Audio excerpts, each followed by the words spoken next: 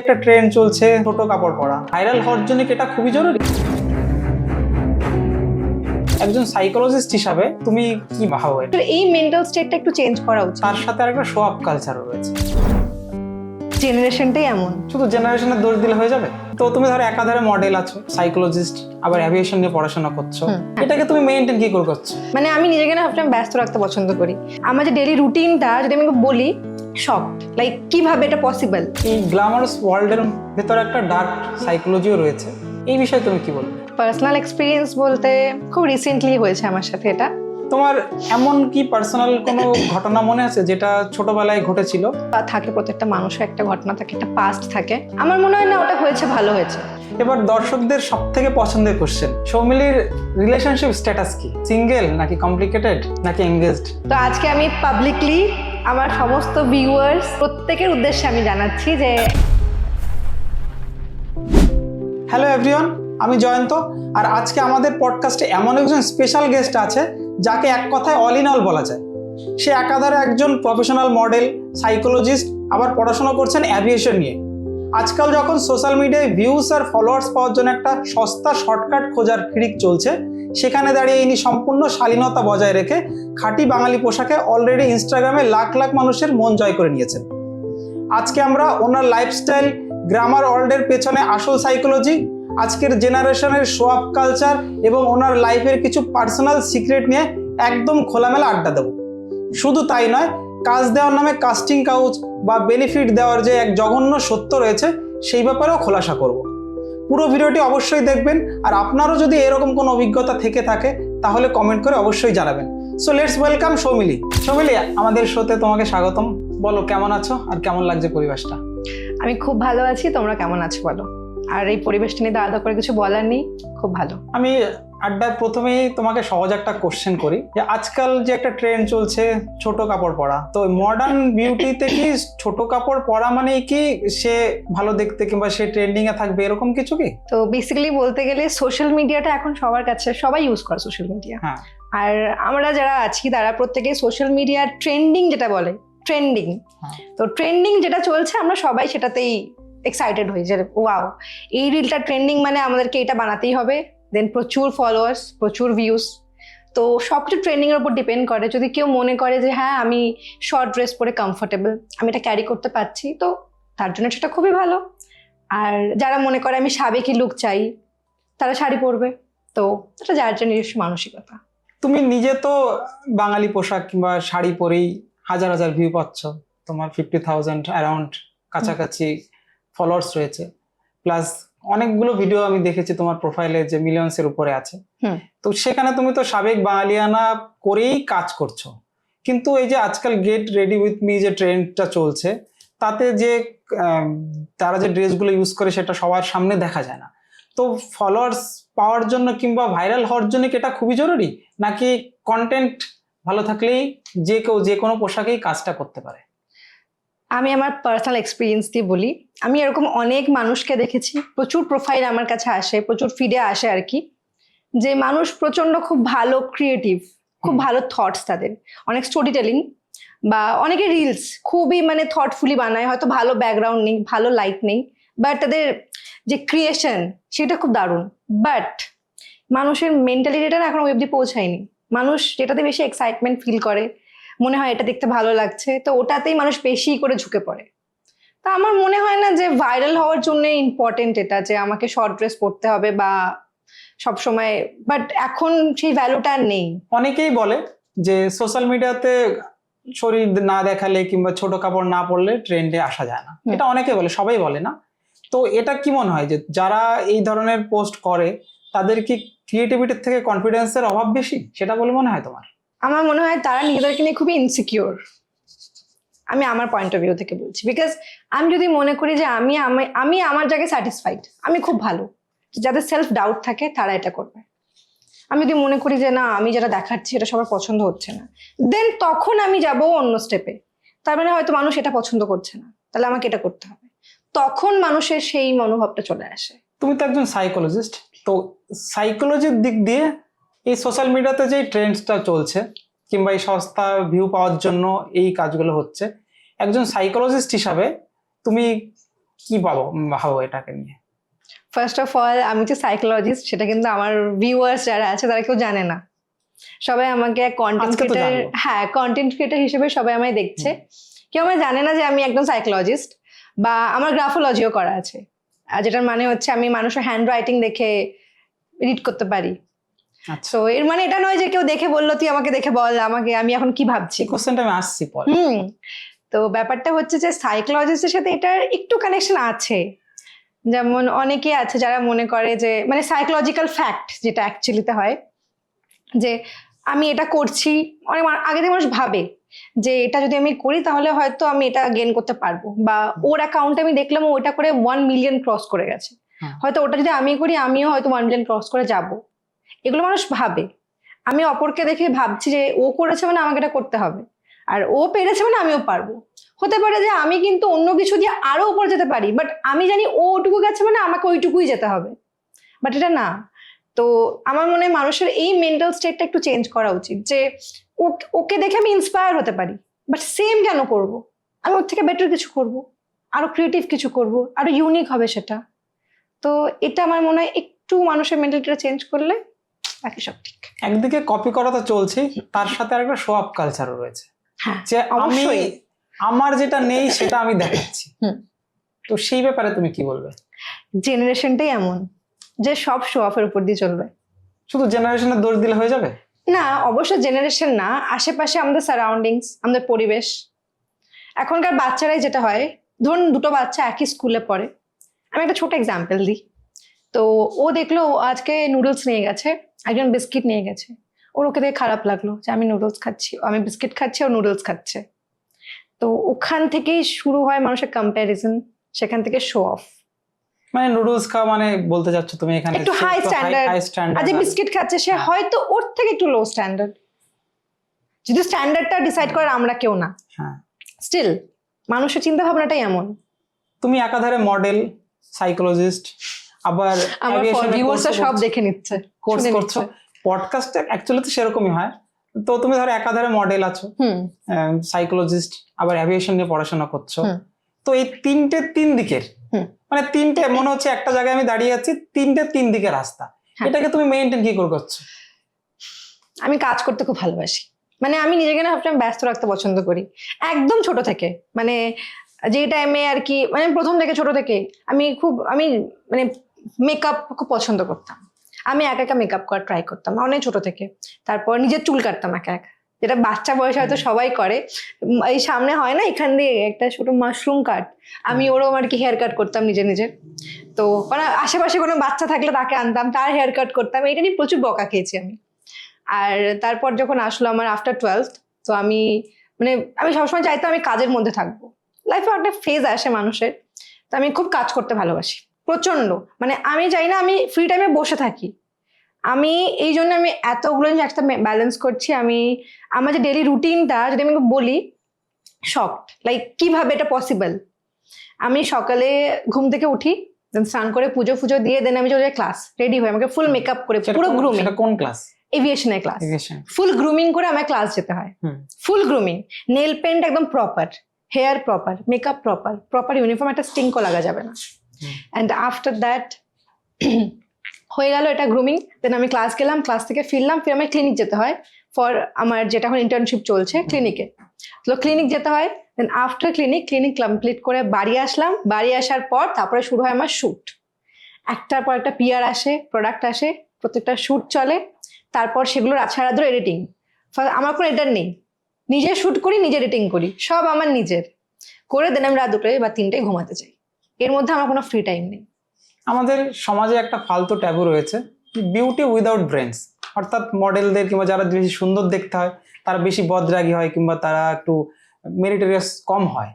তো এইটা আমরা দেখতে পাচ্ছি জ্বলন্ত উদাহরণ সামনেই।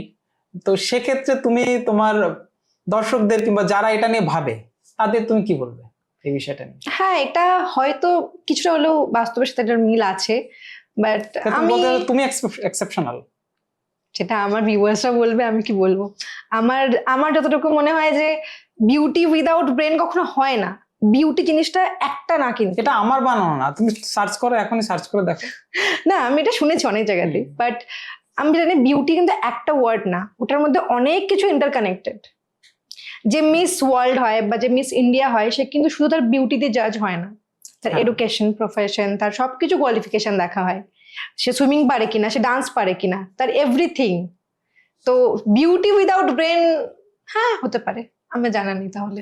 এই গ্ল্যামারাস ওয়ার্ল্ডের ভেতরে একটা ডার্ক সাইকোলজিও রয়েছে, যেটা কাস্টিং কাউচ হতে পারে কিংবা অ্যাডভান্টেজ নেওয়া হতে পারে। এই বিষয়ে তুমি কি বলবে, কিংবা এরকম কোনো পার্সোনাল এক্সপিরিয়েন্স আছে কি? পার্সোনাল এক্সপিরিয়েন্স বলতে খুব রিসেন্টলি হয়েছে আমার সাথে এটা। আমি কেন বলছি এটা, রিসেন্টলি বং মিডিয়ার একটা হ্যাঁ। ভাইরাল হয়েছে, তো আমি সেই ওটাই বলতে প্রসঙ্গ থেকে যাচ্ছিলাম। আমি বলছি। এই শুধু বং মিডিয়া তো একটা ভালো, মানে একটু উপরের না, এখন অনেক কন্টেন্ট ক্রিয়েটারও আছে, আমি তাদের নাম নিতে চাই না, বাট অনেক কন্টেন্ট ক্রিয়েটার আছে যাদের দেখে আমরা ইন্সপায়ার হই, যাদের স্টোরি টেলিং আমাদের প্রচন্ড ভালো লাগে। হুম। বাট তাদের ভিতরে অনেক ডার্ক রিয়ালিটি আছে, অনেক ডার্ক রিয়ালিটি আছে, এটা আমরা তো জানি না। কারোর সাথে কাজ করতে গেলে অনেক কিছু করতে হতে পারে। তো যারা নতুন, একদম নতুন সবে শুরু করছে, আমার মনে হয় কারোর হাত ধরে উপরে ওঠার কোনো দরকার নেই। তোমার যেটুকু আছে তুমি ওটুকু দিয়ে আরো চেষ্টা করো, হয়ে যাবে। মানে কম্প্রোমাইজ ছাড়া উপরে ওঠা যায়। একদম নিজের যা আছে তুমি ওটা দিয়ে আরো ওটাকে পলিশ করো, তোমাকে ভগবান আটকাতে পারবে না। এটা তুমি অ্যাজ এ মডেল হিসাবে উত্তরটা দিলে, এবার অ্যাজ এ সাইকোলজিস্ট হিসাবে কিভাবে উত্তরটা দেবে? সেম, আমি অ্যাজ এ সাইকোলজিস্ট যদি আমি কোনো কাউন্সিলিং এ বসি, সেম উত্তরটাই আমি দেবো। এবার তোমার কিছু পার্সোনাল লাইফের কোশ্চেন করি। তোমার এমন কি পার্সোনাল কোনো ঘটনা মনে আছে যেটা ছোটবেলায় ঘটেছিল, সেটা না ঘটলে মনে হতো লাইফটা আরেকটু অন্যরকম হতো? এরকম কিছু কি মনে পড়ছে এই মুহূর্তে? হ্যাঁ, ঘটনা তো থাকে, প্রত্যেকটা মানুষের একটা ঘটনা থাকে, একটা পাস্ট থাকে। আমার মনে হয় না ওটা হয়েছে ভালো হয়েছে। অনেক কিছু অনেক সময় না হলে না মানুষ উপর ওঠার চিন্তাটা ভাবে না। যেটা চলছে একঘেয়েমি জীবনটা খুব বাজে। আমার মনে হয় প্রত্যেকটা মানুষের হাতে খারাপ কিছু হোক, খারাপ কিছু না হলে সে কোনো দিন সেখানে কিছু শিখবে না, সে উপরে ওঠা কথা ভাববে না। প্রত্যেকটা মানুষের জীবনে খারাপ কিছু হওয়াটা খুব দরকার। তুমি তো এটা উপরতে পড়তে বললে, কোনো স্পেসিফিক কোনো ঘটনা এরকম কিছু বলা যায় মধ্যে? হ্যাঁ, আমার সাথেও হয়েছিল একবার। হয়তো যেটা হয় প্রত্যেকটা মানুষের, প্রত্যেকটা মেয়ের একটা টাইমের পর লাইফে অনেক কিছু চেঞ্জেস আসে, লাইফে নতুন করে মানুষও আসতে পারে। তো আমি না খুব সহজে হাল ছাড়তে পারি না। আমি মানে লাস্ট যদি চেষ্টা করি, যদি থাকা যায়, যদি চেঞ্জ হয়ে যায়, হয়তো এরপর চেঞ্জ হয়ে যাবে। তো এইভাবে আমি কন্টিনিউ চেষ্টা করে যাই যে হবে হবে। তো এটা আমার একটা বাজে দিক হতে পারে, ভালো দিকও হতে পারে, যে আমি চেষ্টা করতে থাকি। তারপর যখন একবার হাল ছেড়ে দিই, মানে আমি সেদিকে আর ঘুরে তাকাবো না। তারপর আমি এমন জায়গায় উঠে যাবে, তুমি আমাকে চাইলেও আর পাবে না। তো এরকম আজকের সমাজে আরেকটা ট্যাবু রয়েছে, যেখানে ডাক্তার কিংবা ভালো প্রফেশনে যারা যাচ্ছে, তারা মডেলিং এর দিকে গেলেই একটা বাঁকা চোখে তাকানো হয়। তো এরকম কি পার্সোনাল লাইফে তোমার সমাজে কিংবা আশেপাশে কি এরকম, কিংবা পরিবার কিংবা আশেপাশে আত্মীয় স্বজনের কাছ থেকে কথা শুনতে হয়েছে যে এরকম স্টুডেন্ট ভালো তারপরও সে মডেলিং করছে? হ্যাঁ, অবশ্যই, বাপরে, এটা আমাকে প্রচুর শুনতে হয়েছে। আমি যখন ফার্স্ট টাইম মানে এই কন্টেন্ট ক্রিয়েশন স্টার্ট করলাম, like get ready with me, makeup, তো তখন আমাকে শুনতে হয়েছে যে ও এত ভালো স্টুডেন্ট, ও কেন এগুলো করছে। বাট আমি এটা বলতে চাই, এটা আমি বলতে চাই সবার জন্য, যে যে ভালো স্টুডেন্ট সে কেন মডেলিং করতে পারবে না, যে মডেল সে কেন একটা ভালো স্টুডেন্ট হতে পারে না। এই মেন্টালিটিটা খুব চেঞ্জ করা ইম্পর্টেন্ট। বিকজ অ্যাকচুয়ালিতে যে ভালো মডেল সে ভালো কন্টেন্ট ক্রিয়েটর হতে পারে, আর যে সে ভালো শিক্ষিত হতে পারে। সে শিক্ষিত মানে সে এমন না সে কাজ পায়নি, সে হয়তো কাজ পেয়েছে, বাট এটা তার প্যাশন, সে প্যাশনের সাথে কন্টিনিউ করতে চায়। তার মানে তুমি বলতে যাচ্ছ যে কোথাও কম্পিটিশন দিতে হলে, যেমন তখন একটা রিয়েলিটি শোয়ে তুমি কোনো অডিশন দিচ্ছ কিংবা কোনো একটা সিরিয়ালের জন্য অডিশন দিচ্ছ, তো সেক্ষেত্রে তোমাকে সেখানে কম্পিটিশনের আগে তোমার ফ্যামিলি ফেস করতে হবে, কম্পিটিশন দিতে হবে, ফ্যামিলিকে আগে মানাতে হবে, অবশ্যই। আত্মীয় স্বজন।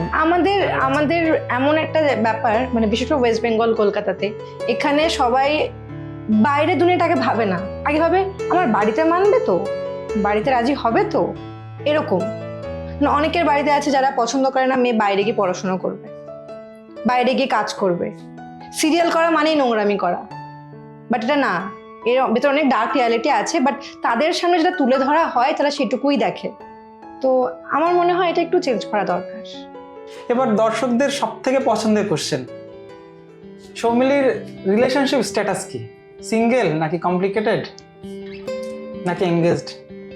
এই কোয়েশ্চেনটা আমার কমেন্ট, আমার ডিএম প্রত্যেকে ফোন করে আমার পুরো ফেড আপ হয়ে গেছে এই কোয়েশ্চেনটা আনসার দিতে দিতে। তো আজকে আমি পাবলিকলি আমার সমস্ত ভিউয়ার্স আর ইন ফিউচার যারা এই ভিডিওটা দেখবে বা যারা আমার আমার ভিউয়ার্স হবে, প্রত্যেকের উদ্দেশ্যে আমি জানাচ্ছি যে আপাতত অবধি আমি সিঙ্গেল আছি, কোনো কমিটমেন্ট কোনো কিচ্ছু নেই, আমার লাইফে কেউ নেই। আজকে মনে হচ্ছে ডিএমএ ভরে যাবে পুরো অ্যাকাউন্টটা। আচ্ছা, আরেকটা মজার কোশ্চেন করি। একজন সাইকোলজিস্ট যখন প্রেমে পড়ে তখন কি তার পার্টনারের যে অপোজিট যিনি আছেন তার মনটা কি সে রিড করতে পারে, নাকি সেও অন্ধে পাগল হয়ে যায়? না, আমি এটা অনেস্টলি আনসার দেবো। হ্যাঁ, যে ডক্টর না, সে কোনো বাড়ির লোককে চিকিৎসা করতে পারে না। যে টিচার, সে নিজের ছেলে মেয়েকে পড়াতে পারে না। তো অ্যাজ এ সাইকোলজিস্ট আমিও মনে হয় না আমি বা যারা সাইকোলজিস্ট বা সাইকিয়াট্রিস্ট বা যে কোনো প্রফেশনাল লোক তার বাড়ির লোককে বা ক্লোজ ওয়ান্স যারা থাকে তাদেরকে ওইভাবে জাজ করা যায় না, পারে না। ওদের সময় ওরা অন্ধ হয়ে যায়, লাভ মানে না, লাভ মানে ব্লাইন্ড, পুরো একদম ব্লাইন্ড। এটা জাস্ট সেফ গেম খেলার জন্য না, যে না আমার জায়গাটা ফাঁকা আছে ভয় পেও না, সেরকম না তো? না না না না না। পডকাস্টের একদম শেষ রাউন্ডে আমরা চলে এসেছি। এবার এক একটা সেকেন্ড, এক সেকেন্ডের মধ্যে তোমাকে উত্তর দিতে হবে। আচ্ছা, মানে র্যাপিড ফায়ার। রেডি তো? হ্যাঁ, র্যাপিড ফায়ার। ঠিক আছে। শালীন আধুনিক পোশাক নাকি খাঁটি বাঙালি পোশাক? সৌমিলি নিজেকে কোনটাতে কমফোর্টেবল এবং হট মনে করে? ডেফিনেটলি খাঁটি একদম সাবেকি পোশাক।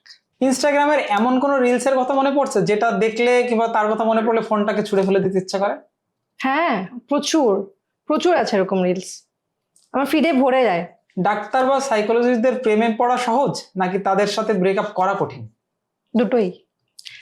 না, সহজ না, প্রেমে পড়া খুব কঠিন। ডাক্তার, সাইকোলজিস্ট সময় দিতে পারে না এই জন্য? হ্যাঁ, সময় দিতে পারে না এই জন্য? না, সময় দিতে পারে। আমি যদি মনে করি আমি সময় দেবো, আমি ঠিক দিতে পারবো। বাট প্রেমে মানে একটা ডক্টর হোক বা সাইকোলজিস্ট হোক, তাকে প্রেমে পড়ানো খুব মুশকিল। আচ্ছা, বেশি বুঝে যায় তো সমাজটাকে, ওই জন্য খুব মুশকিল।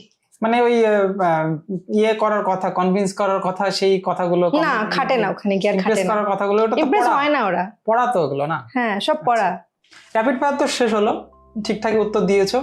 এবার লাস্ট একটা কোশ্চেন দর্শকদের উদ্দেশ্যে এবং তোমার উদ্দেশ্য, দর্শকরাও জানবে যে তুমি এত কিছু মেনটেন করছো, এটার পেছনে তোমার অনুপ্রেরণা কি? আমার মা। আমার স্ট্রেংথ হোক বা ইন্সপিরেশন, আইডল আমার মা। আমি মানে ছোট থেকে দেখে আসছি তো মানুষটাকে, তো ওখান থেকে সবকিছু শেখা। আমার সবকিছু করে ম্যানেজ করতে হয়, নিজের লাইফটাকে গোছাতে হয়, সবাইকে ভালো রাখতে হয়, মানে সবাইকে নিয়ে বেশি যে ভাবে আর কি। মায়ের থেকে সবকিছু আমার শেখা, তোমার ইন্সপিরেশন। মায়ের স্ট্রাগলের গল্প আরেকদিন শুনবো। হ্যাঁ, অবশ্যই। ঠিক আছে। আজকের জেনারেশনের জন্য তোমার দেওয়া সব থেকে সেরা লাইফ লেসন কি হতে পারে? মানে যারা এই মডেল হিসাবে, ক্যারিয়ার হিসাবে নিতে চায়, কিংবা ডাক্তারি প্রফেশন হিসেবে নিতে চায়, কিংবা যারা কন্টেন্ট ক্রিয়েটার আছে, একটু ক্যামেরার দিকে তাকিয়ে দর্শকদের উদ্দেশ্যে বলো। সবার উদ্দেশ্যে আমি একটাই কথা বলবো, ফার্স্ট অফ অল, যেটা আমি আমার লাইফ থেকে বলছি, যে কাজ করার কোনো বয়স হয় না। সবাই বলে যে এখনো ছোট, আর একটু বড় হয় তারপরে সব নিয়ে ভাববি, আগে পড়াশোনা কমপ্লিট কর। আমি কিন্তু আমার প্রত্যেকটা জিনিস আমার এখন 20 বছর বয়স হবে কিছুদিন পর। তো এতগুলো প্রফেশন আমি একসাথে ম্যানেজ করছি, এতগুলো প্রফেশন। তো আমার মনে হয় কাজের কোনো বয়স থাকে না, যে এটার পর আমি এটা শুরু করব। যে যখন যেটা ইচ্ছা হয় করে ফেলো, মাইন্ডে যেটা আসবে নিজের মতো করে ট্রাই করো, of course you can get it. তবে আরো একটা জিনিস অ্যাড করতে পারো এখানে, যেন শালীনতা বজায় রেখেও ট্রেন্ডে আসা যায়, কিংবা হ্যাঁ, এখানে আমি একটা কথা বলতে চাই, যে যেটা আমি আমার পার্সোনাল লাইফ থেকে বলবো, যে তুমি এমন কোনো কাজ যেটা তুমি করছো, তুমি আমার বাড়িতে বলতে না পারো, তুমি মনে করো সেই কাজটা তুমি করো না। বিকজ তুমি তোমার যদি কোনো ভালো কাজ করে থাকো, তুমি বাড়িতে বলতে পারবে। আর তুমি বলতে পারছো না, তার মানে সেটা সেরকম ভালো কাজ নয়। তো ওটাই তোমার অ্যাওয়ারনেস, যে তুমি এটা করো না। তো অফকোর্স আমি আমার বাড়িতে সবাইকে খুব মানি, বেসিক্যালি আমার মাকে। তো আমার মাকে আমি ফার্স্টে যে কোনো কিছু হোক, পার্সোনাল লাইফ হোক বা প্রফেশনাল লাইফ হোক, যে মা এরকম এরকম ব্যাপার, এটা কি করব। মায়ের থেকে আমি জানি মা কিন্তু এই নলেজটা নেই মার মধ্যে, মা জানেও না সোশ্যাল মিডিয়া এত কিছু, মা বোঝেও না। বাট মা আমাকে ওটাই বলবে যেটা মার ঠিক লাগবে। তো আমি বুঝে যাবো যে হ্যাঁ, এটাতে মা এগ্রি, মানে হ্যাঁ ঠিক আছে, এটা আমি করতে পারি। বাকিটা আমি আমার মতো করে করলাম, বাট মাকে আমি বলতে পারছি যে আমি এটাতে এগোচ্ছি, তার মানে এটা ভালো, সেফ। তো মাকে যেটা বলতে পারছি মানে এটা তুমি করো, মাকে বলতে পারছো না মানে ডোন্ট গো ফর ইট। তো সৌমিলি, আমাদের শোতে আসার জন্য তোমাকে অনেক ধন্যবাদ। আর তুমি যে শালীনতা বজায় রেখে এত সুন্দর কাজ করছো এবং এত তোমার ফলোয়ার্স রয়েছে, এবং একসাথে 3টা প্রফেশন চালিয়ে যাচ্ছ। তা আশা করব যে তোমার 3টে প্রফেশনেই তুমি যেন ভালো হয়ে ওঠো, সেরা হয়ে ওঠো।